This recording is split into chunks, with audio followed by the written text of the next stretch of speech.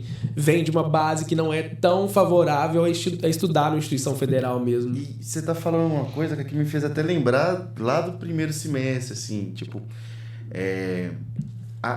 tem até que um quê de respeito para os professores da instituição federal, porque eles vivem naquele nicho, eles vivem...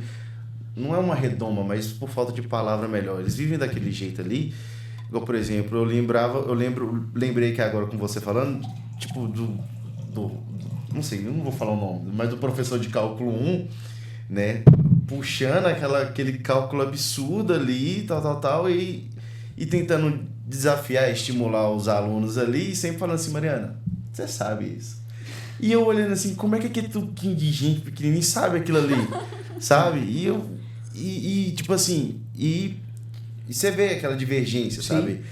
A divergência literalmente é eu e ela, que tipo assim, ela sabia, mesmo ali com a sua imaturidade de idade de apenas 18 anos, e eu já com 25 que entrei, e falei assim, mano, ele tá falando português, sabe? E tipo assim, aí você vê a sala lotada, porque naquela época era aquela salinha lá do extremo ali do campus ali, né? Tipo, 44 alunos, um em cima do outro ali, em aspas, na época era a maior sala do campus. E todo mundo assim, tipo, Mariana dando aula na questão que ele botava no quadro para poder resolver, e eu sem saber como montar a equação.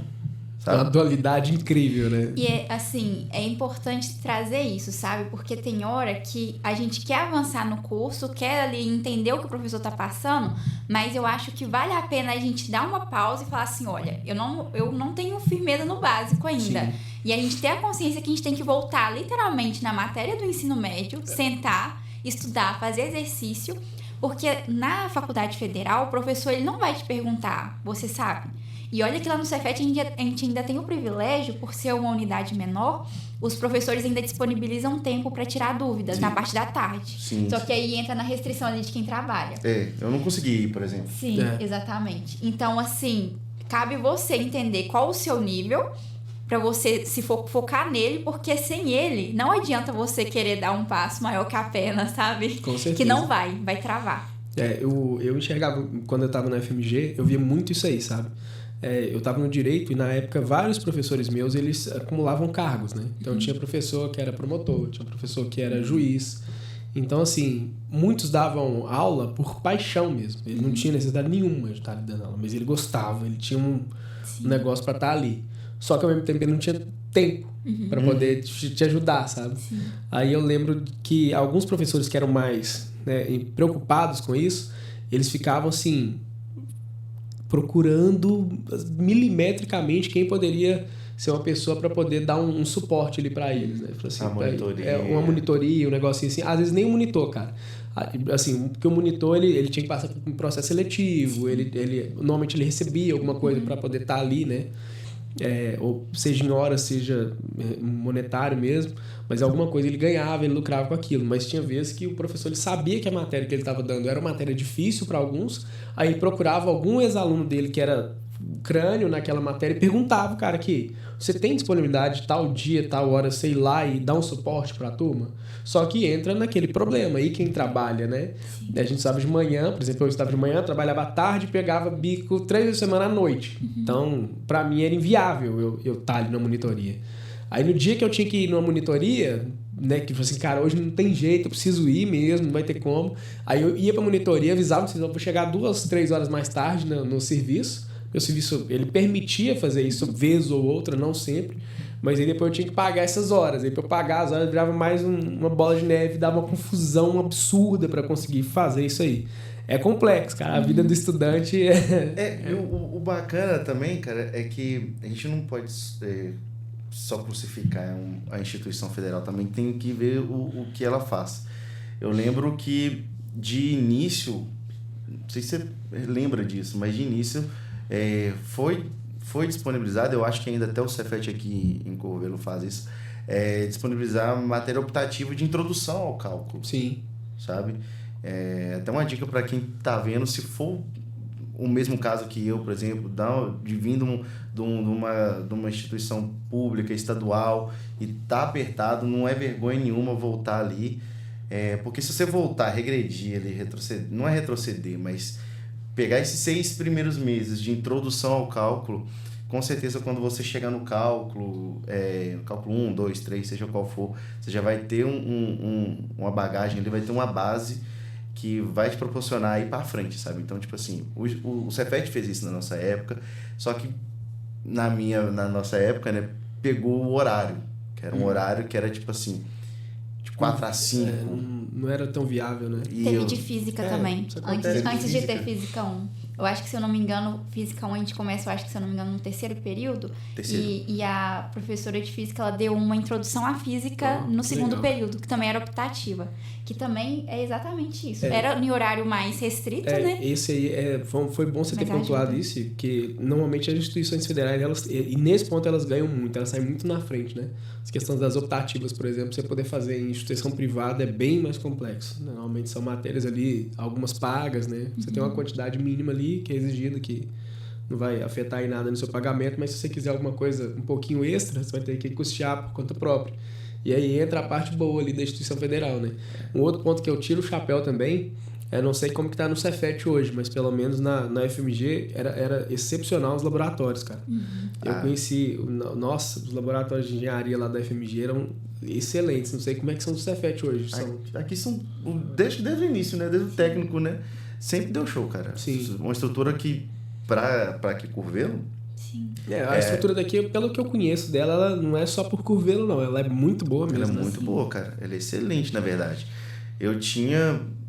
Uma das coisas que me prendeu muito na graduação no Cefet lá foi ter a vontade e o prazer de estar em um dos laboratórios lá, sabe?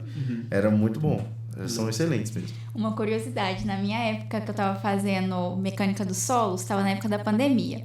Então, tinha restrição de número de pessoas que podia ir para aula de laboratório. Como eu era daqui de Curvelo mesmo e nem todo mundo era daqui, para eu ter a oportunidade de participar de todas as aulas de laboratório, eu ajudava o professor a gravar a aula, editar a aula, postar a aula. Mas, em compensação, eu estava presente em todas as aulas de laboratório. É bom demais. Quem quer dá seu jeito, né? Não? Na verdade, a instituição federal é isso, né? Se você quer dar seus pulos. O negócio muito todo bom. esse aí. E assim, vocês falaram de matérias optativas, né? Dentro da graduação de vocês, quais foram as matérias optativas assim, que vocês acharam mais convenientes para um aluno de engenharia, por exemplo? Que caiam mais no gosto seu, vamos colocar assim. Olha, eu não vou falar exatamente que cai no gosto meu na época que eu fiz, porque algumas disciplinas optativas eu fiz assim por curiosidade de saber o que era disciplina de fato, mas que eu achei que hoje, né, depois que eu me formei, eu vi que são muito importantes. A primeira foi a de perícias e avaliações de imóveis. Na época, eu juro pra você que, assim, como eu não tinha contato com a área de rodovias ainda, eu não via a aplicabilidade da disciplina no nosso dia a dia. Então, assim, eu não sabia quando e se faziam perícias, algo do tipo. Quando eu entrei na área de rodovias, e inclusive agora que eu tô na faixa de domínio, assim, eu dou graças a Deus que eu fiz essas duas disciplinas, sabe? Porque, assim, ajudou bastante. Foi uma introdução, assim, e aquele primeiro contato que ilumina, sabe? Então, assim, essas duas foram, assim, o meu top 1 e 2. E depois foi a de ferrovias e obras de pontes. Pontes. Até então, na minha grade... Você conseguiu fazer? Sim. Na minha grade curricular, ela era optativa. Eu acho que depois teve uma reformulação e agora elas são obrigatórias. Entendi. Então, essas pra mim são as principais. Só para exemplificar, porque é uma optativa obrigatória, né? Porque senão a gente sai com restrição. Sim, sai com restrição no CREA e tal. Mas eu tava falando hoje com uma colega minha que eu fiz lá no Cefet. Eu só não lembro o nome. Toda hora eu esqueço. Acho que chama... me ajuda aqui, Mari. Materiais alternativos? Sim. É isso, né? Teve um de materiais alternativos. Materiais alternativos. Essa eu vou falar o nome, que é com a Lupe mesmo. Que eu gosto dela. Um dos poucos que gosta da Lupe. Eu lá, enfim. Mano, mas assim... Ou matéria interessante. Que eu lembro da palestra que ela proporcionou pra gente lá também. Falando sobre a utilização de bactéria nos elementos da construção civil. Então, tipo assim, estudos já bem avançados da inserção de bactérias no concreto, em que a função dela ali é preencher vazios. Então, quando você constrói com aquele concreto, a fissura, quando ela começa a aparecer, a própria bactéria já vai preenchendo aquele vazio. Então, tipo assim, já vai sanando o seu problema sem você precisar fazer algum trabalho. E eu tava conversando justamente sobre essa matéria hoje com uma colega minha, que é uma matéria muito bacana, que eu achei muito interessante, sabe? Sobre você trabalhar com materiais alternativos, por assim mesmo dizer, na construção civil. Sim. E assim, desde o momento que vocês começaram a graduação de vocês até hoje, o que vocês acham que vocês conseguem enxergar de mudança clara na forma como a engenharia é aplicada, tanto no estudo quanto no profissional mesmo? Vocês acham que teve mudança? Olha, essa é difícil, hein? Essa é difícil. A engenharia hoje, depois que eu tô formada, eu vejo, e trabalhando assim na área, eu vejo que quando a gente se forma em engenharia, não necessariamente a gente precisa atuar na engenharia, sabe? O engenheiro civil, ele tem capacidade de atuar em áreas diferentes da técnica. Exemplos, por exemplo, né, lá dentro de uma concessionária de rodovias. Tem engenheiro civil que atua na parte regulatória do tráfego. Então, assim, são áreas que a gente não vê na faculdade, mas que o engenheiro civil ele tem qualidade, mas são áreas que o engenheiro civil ele tem muita capacidade de estar ali assumindo cargos desse tipo, sabe? Então, assim, a engenharia civil é muito mais do que literalmente as matérias que a gente vê na faculdade. Tem aplicabilidade de gestão, assim, é imensa. E o engenheiro civil, ele tá apto para trabalhar literalmente com o que ele quiser. Tá pronto para dominar o mundo. Eu conheci um cara dono de uma empresa que o financeiro dele tinha um contador e 3 engenheiros. Pois é. Eu achava sensacional. Tanto que, assim, não é menosprezando os outros cursos de engenharia, mas sempre quando eu vejo, principalmente os calourinhos, quando chegam lá, falam assim, eu quero fazer só o ciclo básico da engenharia e depois eu vou para outra engenharia. Eu falei, olha, eu entendo sua paixão e tudo mais, mas pensa no leque que a engenharia civil vai te proporcionar, sabe? Por exemplo, a engenharia ali, com uma pós de 6 meses, já praticamente já pode trabalhar na área que ele vai demorar 4 anos para poder formar. Sim. Sabe? Então, tipo assim, você faz a engenharia civil e mais uma pós de 6 meses, de um ano, 18 até... Você já está apto a fazer aquilo que ele vai fazer 4 anos. Sim. Sabe? E responder essa pergunta, cara, é uma coisa que eu acho que é muito perspicaz para quem faz a engenharia, até pegando na fala da Mari no início, que é a organização. Cara, a partir do momento que você entende a organização de como estudar, você sabe aplicar isso na sua área de trabalho, sabe?